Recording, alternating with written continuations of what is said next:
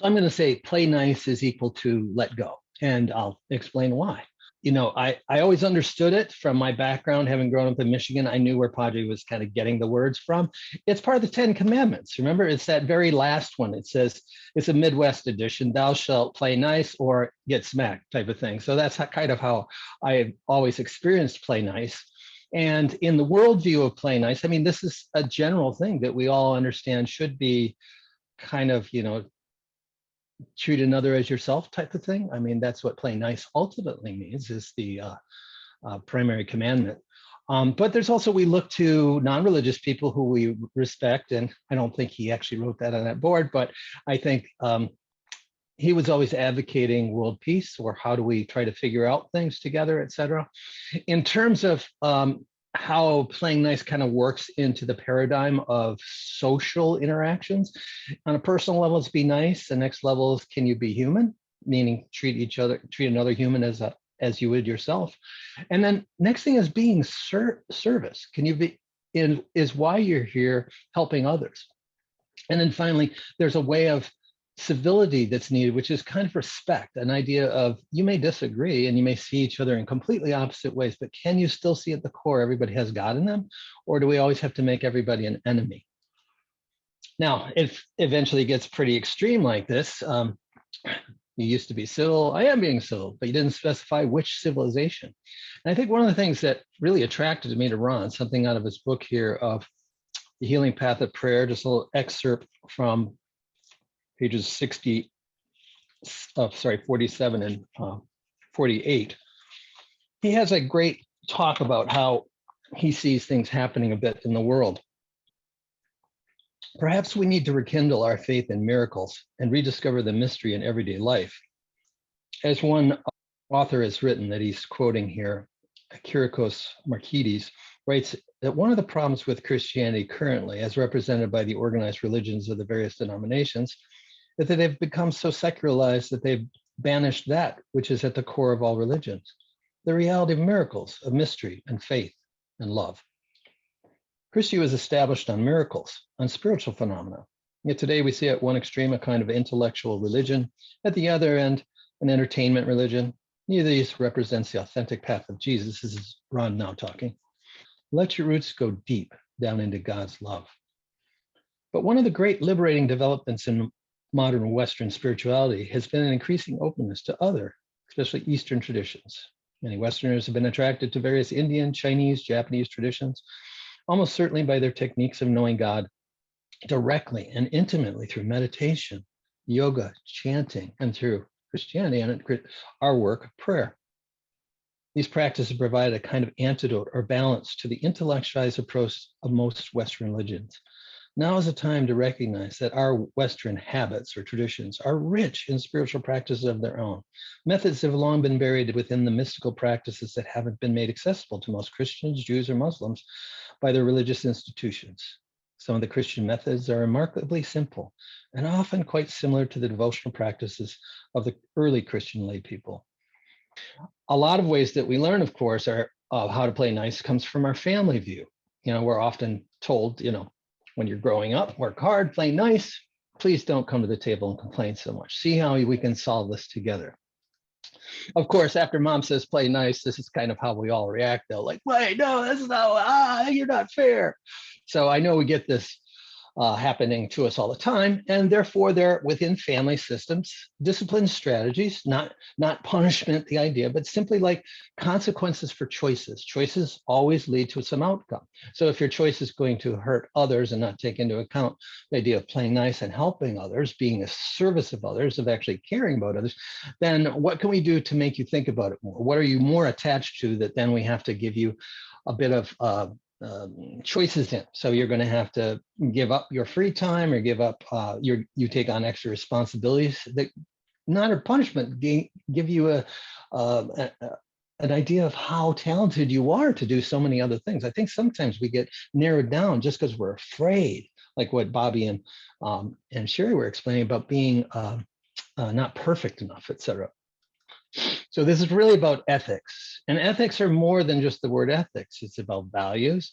It's about worthiness. It's about virtue. It's about fairness and decency. It's about purpose, respect, and integrity.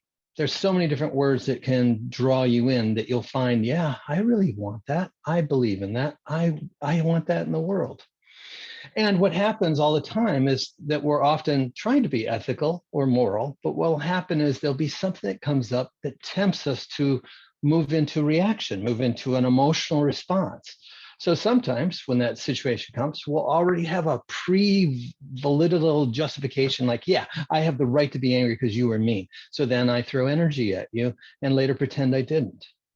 And I'll try to justify it and I just say, okay, but I was just taking care of myself. It could be big, it could be small. But what eventually happens is there's a way that we actually need to stop and say, hey, some idea how I am is not really ringing up true here. And I need to look at this and figure out what's wrong with my response, not what's going on over there in the world, but what's going on with me. And what usually limits our ability to live in integrity with our ethics is not that we're not integritists. We're not good. It's not that we're not good people. It's simply that we're holding limiting beliefs that we've learned. Many of these beliefs are learned and taught in our culture and families, maybe unconsciously, and not always with some negative intent, just simply can be misinterpreted, but they're often relative, meaning that if you really hold them up, they're not true. They're just basically true in a situation or true to their belief system, but not necessarily going to be true overall. For a lot of you, you're like, what's a Saturn return? Well, that has to do with astrology, and astrology is kind of the idea of a map of your plan of your life that you chose with God coming in. And it has a timing, and it has different things that you planned on looking at. And depending on how you want to address things, that'll determine the time and place. And therefore, the forces of planets moving create forces on the Earth, such as like the moon's in full moon, we have higher tides. So it creates forces that we are not aware of. Saturn represents change, and it comes around every 30 years. And so what happens is, in your Saturn return, usually about 27, 28, 29, you have to review your belief system. Like you're like, do I believe what my parents taught me, or do I believe in society, or do I believe something different? So some people conform and decide to do those things that worked out, and some people decide to change things and move off and do something different. And with the breakup, which is kind of a wall that we create around us, the light started to come through. And the first thing that showed up, of course, was my guides that I'd pushed away ever since I had been 5. And they came back in full force with lots of direction information. One of the first things they had me do is they actually, besides my current study of Christianity at the time, or science, both those things, they had me study Buddhism and read all the Buddhist story. And it really impacted me, even though I didn't want to read it. And it really started to make sense to me, as well as another one of my guides temporarily was a Native American who had lived on the planet. His name was Frank Foolscrow. He was a shaman, did miracle work like Ron did. And he understood it. To do that miracle work, you have to become a hollow bone. So when we become a hollow bone, meaning you empty out all your will, there is no limit to what the higher powers can do in and through us in spiritual things. The message from all was the same thing. It was all about letting go. You have to let go of all the things that stop you from growing and becoming a better individual. Some things and people aren't just meant for you, no matter how much you wish they were. So summon all your strength and courage and let go of all that negativity and open your life towards new opportunities. And they told me to stop playing nice. So I understood that I was really interested in ethics. That's what drove me in my life, one of the most powerful tools. And I wanted to know how to do it more. I understood the goals of it, but how do you do it? How do you live in honor? How do you live in integrity? How do you live in honesty? How do you live in fairness? Well, it's all about choice. And we have to start understanding that. We have to understand where our choices lead us. I was lucky enough to be able to start the foundation and able to explore this area. Other areas have been defined, other traditions have defined this. So I was able to teach a level of ethics where there's different areas of ethics, and you can have a measurement of where you're at in your ethics so you can get a kind of feeling of how to improve or when you're starting to slide away from it. And therefore, in showing the different ways of how you can do it, which I'm not going to go into right now due to time, one of the most just number one there, the thing that you do every day in your own privacy determines where you're at today and where you're going or why you failed. So that means not in your bedroom or your bathroom. That means right here in your head or your heart. Are we half glass full or are we half glass empty? Am I thinking as a Christ being in the original commandments? Love everybody as you would yourself, because everyone is God. That means I have to be half glass full. I have to see past what's going on. No, this had nothing to do with you. In fact, they came because of the space you're holding. They feel safe. They feel that Holy Spirit presence. But life still happens the way it happens, Dana. You can't make all life live. You know impermanence. Things go on in the world. You cannot save all animals or stop pollution. It's a process. You did your work. You prayed as much as you could.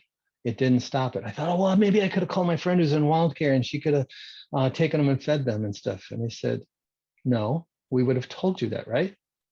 There was a purpose in all this. It's about letting go. If you want to heal, you have to let go of wanting to control it, of wanting to just be with the miracle. And if it changes and it doesn't work, so be it. How are you going to be from here on out?